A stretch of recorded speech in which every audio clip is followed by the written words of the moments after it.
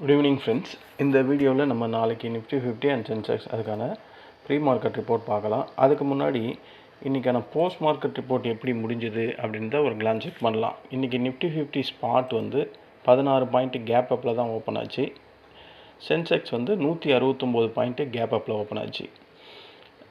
இதுதான் இன்றைக்கி மார்க்கெட். நான் நேற்றே சொல்லியிருந்தேன் மார்க்கெட் கேப் அப்பில் தான் ஓப்பன் ஆகும். காரணம் என்னென்னா, இந்த பிரெண்ட் க்ரூட் ஆயில் 78.55 காலையில் லோ. இன்றைக்கி இப்போ ட்ரேட் ஆகிறது 80. அந்த $80 தான் ட்ரேட் ஆகலாம். ஸோ மார்க்கெட்டில் அன்சர்டனிட்டி க்ரூட் ஆயிலால் வரக்கூடியது இல்லை அப்படின்றது கிளியராக தெரிஞ்சதுனால தான் மார்க்கெட் ஒரு மைல்டாக ஒரு ஃப்ளாட் வித் கேப் அப்லேயே ஓப்பன் ஆகிட்டே இருக்குது. கண்டினியூஸாக 4 நாளாக இப்படியே தான் இருக்குது. ஆனால் நேற்று யூஎஸ் மார்க்கெட்டில் நம்ம செக் பண்ணால் S&P நாஸ்டாக் கம்போசிட்லாம் பெரிய லெவலில் விழுந்திருக்கு. ஏன்னா அங்கே அந்த டெக் ஸ்டாக்ஸ் அண்ட் செமிகண்டக்டர் ஸ்டாக்ஸ்லலாம் பெரிய லெவலில் செல்லிங். நாஸ்டாக்கில் ஏஐ மற்றும் சிப் ஸ்டாக்ஸில் பெரிய லெவல் ப்ராஃபிட் புக்கிங் நேற்று நடந்தது. குறிப்பாக மெமரி சிப் நிறுவனங்களில் பலவீனமான அவுட்லுக் காரணமாக செமிகண்டக்டர் ஸ்டாக்ஸ் எல்லாம் பெரிய லெவலில் நேற்று நாஸ்டாக் கம்போசிட்டில் விழுந்தது. அதனால தான் நாஸ்டாக் தொடர்ச்சியாக 2வது நாளும் சரிஞ்சுது. முந்தானேத்தும் சரிஞ்சிருந்தது, இன்றைக்கும் சரிஞ்சிருந்தது. நேற்று நாஸ்டாக் கம்போசிட் S&P எல்லாம் கீழே விழுந்ததுனால இன்றைக்கி காலையில் ஓப்பன் ஆகக்கூடிய ஜாப்பனீஸ், அதுக்கப்புறம் அந்த காஸ்பி இதெல்லாம் பாருங்கள். ஜாப்பனீஸ் மார்க்கெட் நிக்கி 617 பாயிண்ட்டு டவுனு, நம்ம காஸ்பி 301 பாயிண்ட்டு டவுனு. காரணம் என்ன? அதே தான். காஸ்பியில் ஏன் இன்றைக்கி விழுந்ததுன்னா, சவுத் கொரியா மார்க்கெட்டில் அந்த சாம்சங், SK ஹைனிக்ஸு இது மாதிரி சிப்பு மிகப்பெரிய ஸ்டாக்ஸ் எல்லாம் ஹெவி வெயிட் அதிகம் உள்ளது. அதனால் அது செல் ஆஃப் வரும்போது மார்க்கெட் கீழே விழுது. இன்றைக்கி சாம்சங் மட்டும் ஒரு 6% கிட்ட விழுந்திருக்கும்னு நான் நினைக்கிறேன். SK ஹைனிக்ஸ் ஒரு 10% மேலே இன்றைக்கி ப்ராஃபிட் புக்கிங் பண்ணியிருக்காங்க. ஸோ காஸ்பி 4.6% கீழே விழுந்திருக்கு. நிக்கி ஏன் விழுந்ததுன்னா, அமெரிக்காவோட டெக் செல் ஆஃப் காரணமாக தான் அவன் ஜாப்பனீஸ் மார்க்கெட்டும் இன்றைக்கி கீழே விழுந்தது. அந்த டோக்கியோ எலக்ட்ரானிக்ஸ், அப்புறம் அட்வான்ஸ் டெஸ்ட் இந்த மாதிரி செமிகண்டக்டர் ஸ்டாக்ஸ்லலாம் பெரிய லெவலில் செல்லிங் ப்ரெஷர் இருந்தது. இதனால் இன்றைக்கி நிக்கி 1லேருந்து 2% வரை அதுக்கு கீழே தான் இன்றைக்கி ப்ராஃபிட் புக்கிங் நடந்திருக்கு. இவ்வளோ நடந்தாலும் இன்றைக்கி க்ரூட் ஆயில் விலை ரொம்ப சுவாரஸ்யமான விலையாக இருந்தது. $78 போயிடுச்சு. பிரெண்ட் க்ரூட் ஆயில் விலை குறைஞ்சா அது யாருக்கெல்லாம் நல்லதுன்னா, இந்தியா, ஜப்பான் இந்த மாதிரி ஆயிலை இம்போர்ட் பண்ணக்கூடிய கண்ட்ரிகளுக்கு ரொம்ப ரொம்ப பாசிட்டிவான நியூஸு. ஆனாலும் இன்றைக்கி மார்க்கெட் ஆயில் சம்மந்தமாகவே ட்ரேட் ஆன மாதிரியே தெரியல. டெக் செல் ஆஃப் முக்கியமாக காரணம் கொண்டு தான் நம்ம ஐடி கூட இறங்குற மாதிரி தான் எனக்கு தெரியுது. டிசிஎஸ் இறங்கியிருக்கு, இன்ஃபோசிஸ் இறங்கியிருக்கு, சில ஐடி செக்டர்ஸ் எல்லாம் பெரிய லெவலில் இறங்கி தான் இருக்குது. நிஃப்டி 50 இருக்கக்கூடிய ஸ்டாக்ஸே இன்றைக்கி உலக பங்கு சந்தையில் நேற்றும் சரி இன்றைக்கும் சரி ஏஷியன் மார்க்கெட்டில் டெக் ஸ்டாக்ஸ்லாம் பெரிய லெவலில் விழுந்திருக்கு. அதனால் நம்ம ஐடியும் கீழே விழுந்திருக்கு. இருந்தாலும் நம்ம மார்க்கெட் இன்றைக்கி நம்ம மார்க்கெட் ட்ரேட் ஆன அழகாக பார்த்திங்கன்னா உங்களுக்கு தெரிஞ்சிருக்கும். இந்த 24,600 24,674 அது கேப் அப்பில் ஒரு 16 பாயிண்ட்டு, மொத்தமே ஒரு 40 பாயிண்ட்டுக்கு தாங்க ட்ரேட் ஆச்சு இன்றைக்கி நிஃப்டி 50. இதை பார்த்தாவே உங்களுக்கு தெரியுதா? Just 40 point. இந்த 40 பாயிண்டில் வெலாட்டிலிட்டி கொஞ்சம் ஸ்பீடாக இருந்தது, அவ்வளோதான். வருவான் 24,625 தொடுவான், 24,650க்கு போவான், இல்லைனா 24,670க்கு போவான், மறுபடியும் வருவான், மறுபடியும் போவான், மறுபடியும் வருவான். இதே தான் காலையில் 9:15லேருந்து 3:15 வரை இப்படியே தான் நடந்தது. அடுத்த 25 நிமிஷம் தான் நம்ம கண்ணை கட்டிடுவாங்களே, நமக்கு ஒன்றுமே தெரியாது. ப்ரீமியம் என்ன ஏறி இருக்கோ அதை பார்த்தா கடைசியில் பார்த்தா 11 பாயிண்ட்டு ப்ளஸ்ன்னு காட்டுறான். கடைசியாக க்ளோஸ் ஆனது 24,636 நிஃப்டி 50 இன்றைக்கி க்ளோஸ் ஆகிருக்கு. சென்செக்ஸ் 78,954 க்ளோஸ் ஆகிருக்கு. பாசிட்டிவ் 373 பாயிண்ட் பாசிட்டிவாக முடிஞ்சிருக்கு. இந்த பாசிட்டிவிட்டி ஏன் வந்தது அப்படின்னு கேட்டால், இன்றைக்கி பேங்க் செக்டாரெலாம் நல்லா வலுவாக இருந்தது. அதில் HDFC அது மட்டும் தான் டவுனு, மற்றபடி SBI பிச்சு உதறிடுச்சு. ஐசிசி பேங்க் சூப்பராக இருந்தது. ஸோ மெட்டல் நல்லா இருந்தது. இன்னும் சில செக்டார்ஸ் எல்லாம் இன்றைக்கி மார்க்கெட்டை மேல் நோக்கி தான் இழுத்துது. அதனால் மார்க்கெட்டில் நல்ல ஒரு ஏற்றத்தில் முடிஞ்சிருக்கு அப்படின்னு தான் சொல்லணும். எது எது நம்ம இன்றைக்கி நிஃப்டி ஃபிஃப்டிக்கு சப்போர்ட் பண்ணுச்சு அப்படின்னு பார்த்தா, இண்டெக்ஸஸில் மெட்டல் ஸ்டாக்ஸ் நல்லா இருக்குது, ஆட்டோ செக்டார் நல்லா இருக்குது, ரியாலிட்டி செக்டார் நல்லா இருந்திருக்கு, ஃபார்மா ஸ்டாக்ஸில் கூட இன்றைக்கி பையிங் ப்ரெஷர் தான் இருந்தது. இவ்வளோ செக்டார் சேர்ந்து தான் இந்த 11 பாயிண்ட்டை கூட நிஃப்டி ஃபிஃப்டியை பாசிட்டிவாக கொண்டு வந்து நிறுத்தியிருக்கு. நிஃப்டியை கீழே இழுத்த செக்டர் எதிரானா ஃபினான்ஷியல் ஸ்டாக்ஸ், ஹெச்டிஎஃப்சியை குறிப்பாக சொல்லலாம் பேங்கிங்கில்.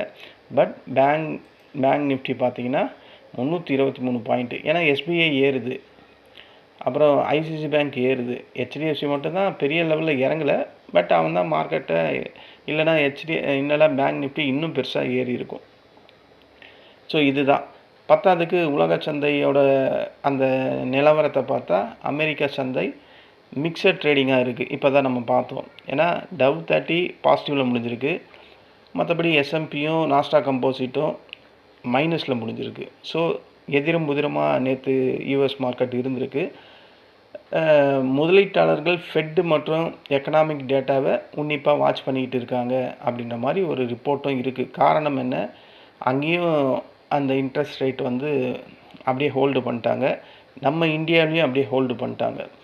இன்றைக்கி பெரும்பாலான ஏஷியன் மார்க்கெட்டெல்லாம் டெக் ஸ்டாக்ஸால் கீழே விழுந்திருக்கு. அதே நிலைமை தான் நம்ம இந்தியன் மார்க்கெட்லேயும் இருந்தது. ஒரே ஒரு நல்ல நியூஸையும் மார்க்கெட் அன்சர்டனிட்டி க்ரியேட் பண்ணாமல் இருந்த ஒரே நல்ல விஷயம் எதிரானா இந்த பிரெண்ட் க்ரூட் ஆயில் எந்தவித மாறுதலும் இல்லாமல் 78லேருந்து $80 ட்ரேட் ஆகுது. இதுதான் மார்க்கெட்டில் அந்த பாசிட்டிவிட்டி அப்படியே மெயின்டைன் பண்ணதுக்கு காரணம். உலக செய்திகளை செக் பண்ணி பார்த்தா அமெரிக்கா ஈரான் தொடர்பான எந்தவித பதட்டமான செய்தியும் இப்போ இல்லை. ஸோ அங்கே பதட்டம் மேலும் குறையறதுக்கான வாய்ப்பு இருக்குது அப்படின்ற மாதிரி ஊடகத்துலலாம் நியூஸஸ்லாம் நான் பார்க்குறேன். அங்கே வெளிநாட்டில் அந்த மாதிரி ஒரு நல்ல நியூஸ் இருக்குது. இங்கே பார்த்தா ஆர்பிஐ வந்து வட்டி விகிதத்தை மாற்றாமல் அப்படியே ஹோல்ட் பண்ணியிருக்கு. அப்புறம் இங்கே வரக்கூடிய சில Q1 ரிசல்ட் எல்லாம் நல்லா சூப்பராக தான் வந்திருக்கு. அதனால் மார்க்கெட் புல்லிஷ் அந்த கண்டிஷனையே மெயின்டைன் பண்ணிக்கிட்டே இருக்குது. இன்றைக்கி ஏன் மார்க்கெட்டில் ஒரு செல்லிங் ப்ரெஷர் இருந்ததுன்னா, சென்செக்ஸ் வந்து எப்போவுமே வீக்லி எக்ஸ்பைரினா அது வெலாட்டிலிட்டி அதிகமாக இருக்கும்.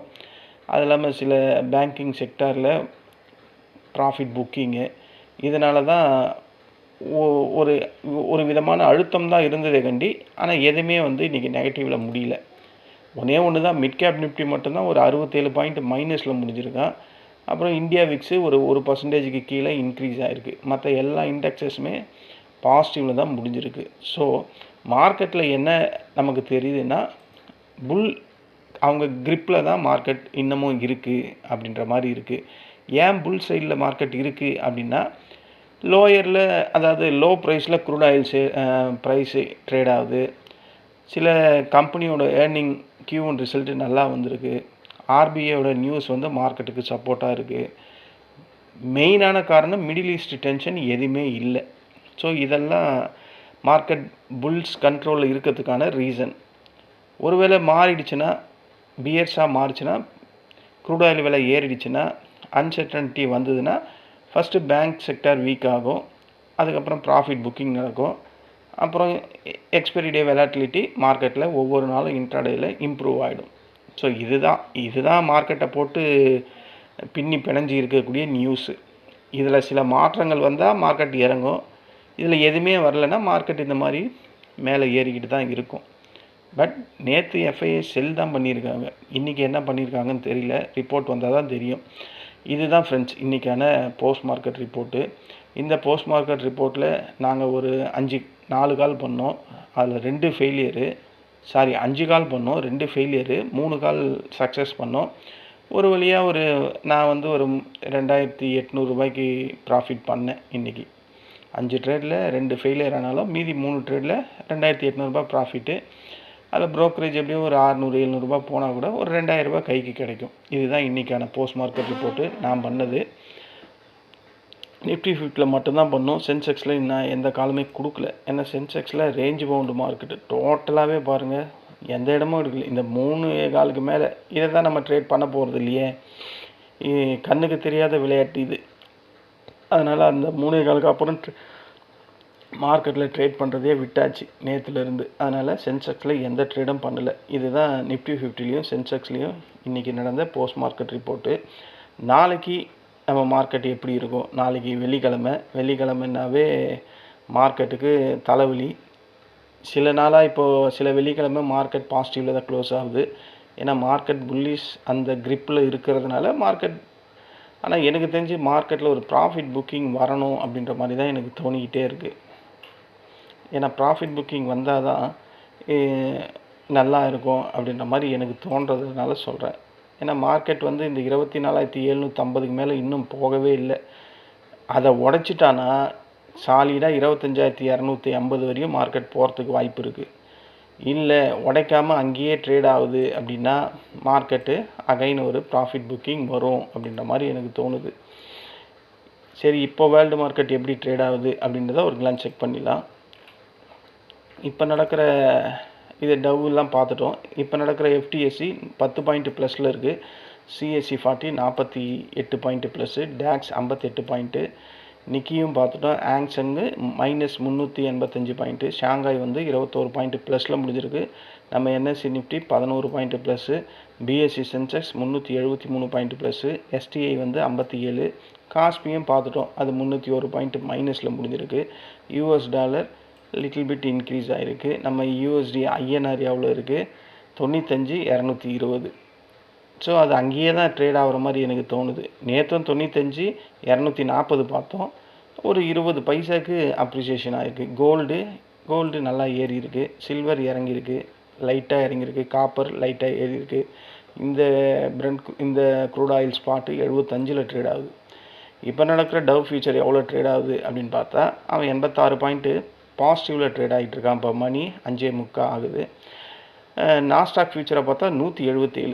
இன்னமும் அந்த டெக் ஸ்டாக் ப்ரெஷர் வந்து நாஸ்டாக்கில் இருக்குது அப்படின்றத இங்கே டேட்டா வச்சு பார்த்தா நமக்கு தெரியுது. அப்போ நாளைக்கும் நம்ம ஐடி தகிடந்தோம் போடுமோ அப்படின்ற மாதிரி தெரியுது. சரி, அதை அப்புறம் பார்ப்போம். இப்போ நடக்கிற கிஃப்ட் நிஃப்டி எவ்வளோ ட்ரேட் ஆகுது? 24,723. நம்ம முடிஞ்சது 24,636. ஸோ இப்போவே ஒரு 22-23 பாயிண்ட் மைனஸில் இருக்குது. எனக்கு தெரிஞ்சு மார்க்கெட் வந்து நாளைக்கும் கேப் அப் தான் ஆகும் அப்படின்ற மாதிரி தான் தோணுது. Flat with cap up. ஏன்னா இவன் 80ல் தான் இருக்கான். வேர்ல்டு மார்க்கெட்டில் எந்த அன்சர்டனிட்டி நியூஸும் இல்லை. ஸோ ஆஸ் யூஷுவல் அதே மாதிரி ஒரு கேப் அப் வந்தால் இது நிஃப்டி 50க்கு ஃபஸ்ட்டு ரெசிஸ்டண்ட்டு 24,705. இது ஃபஸ்ட்டு ரெசிஸ்டண்ட்டாக ஆக்ட் ஆகிறதுக்கான வாய்ப்பு. அதையும் மார்க்கெட் உடைக்குது அப்படின்னா 24,756. இது செகண்ட் ரெசிஸ்டண்ட்டு. தேர்டு வந்து 24,805. இந்த 3 ரெசிஸ்டண்ட்டு போதும். FIS இன்றைக்கி செல்லிங்கில் இருந்தாங்கன்னா இந்த 3 ரெசிஸ்டண்ட்டே போதும். பையிங்கில் இருந்தாங்கன்னா 24,800 உடைக்கும். ஓகேங்களா? இல்லை ஒரு கேப் டவுன் ஓப்பனிங் வரப்போகிறது இல்லை. இருந்தாலும் ஒரு கேப் அப் வந்துட்டு அங்கேருந்து ஒரு ப்ராஃபிட் புக்கிங் நடந்து சப்போர்ட்டை நோக்கி வருதுன்னா ஃபஸ்ட்டு சப்போர்ட்டு 24,580. இது ஃபஸ்ட்டு சப்போர்ட்டு. அதுக்கும் கீழே மார்க்கெட் போகுதுன்னா 24,500. அதுக்கும் கீழே மார்க்கெட் வருது, வெள்ளிக்கிழமை கடைசி நாள் ப்ராஃபிட் புக்கிங் நடக்குது அப்படின்னா 24,445 தேர்டு சப்போர்ட்டாக நாளைக்கு இன்ட்ராடே லெவல்ஸாக இருக்கும் நிஃப்டி 50ல். சென்செக்ஸ் வருவோம். சென்செக்ஸில் ஒரு வழியாக இன்றைக்கி வீக்லி எக்ஸ்பைரி முடிஞ்சுது. அவன் இன்றைக்கி க்ளோஸ் ஆனது 78,954 க்ளோஸ் ஆகிருக்கான். ஒரு கேப் அப் ஓப்பனிங்னும் போது ஃபஸ்ட்டு ரெசிஸ்டண்ட்டு 79,127. அதை உடைக்குது அப்படின்னா 79,321. அதுக்கும் மேலே மார்க்கெட் போகுது அப்படின்னா 79,515. இது வந்து நாளைக்கு ஃப்ரெஷ்ஷு. அதனால் மார்க்கெட் கொஞ்சம் மேலே போயிட்டு இறங்கலாம் அப்படின்ற மாதிரி தோணுது. ஃபோர்த்து ரெசிஸ்டண்ட் வந்து 79,728 இருக்குது. இது சென்செக்ஸ்க்கான இன்ட்ராடே லெவல்ஸ். ஒரு கேப் அப் வந்துட்டு அங்கேருந்து ப்ராஃபிட் புக்கிங் வரும்போது சப்போர்ட் எங்கே இருக்குது அப்படின்னு பார்த்தா 78,782 ஃபஸ்ட்டு சப்போர்ட்டு. அதையும் மார்க்கெட் உடைக்குதுன்னா 78,573 செகண்ட் சப்போர்ட்டு. அதுக்கும் கீழே மார்க்கெட் ஸ்பீடாக வருது அப்படின்னா 78,303, அதான் 78,300. இதுதான் தேர்டு சப்போர்ட்டாக நாளைக்கு சென்செக்ஸில் ஆக்ட் ஆகிறதுக்கான வாய்ப்புகள் அதிகம் இன்ட்ராடே லெவல்ஸ். ஓகேங்களா?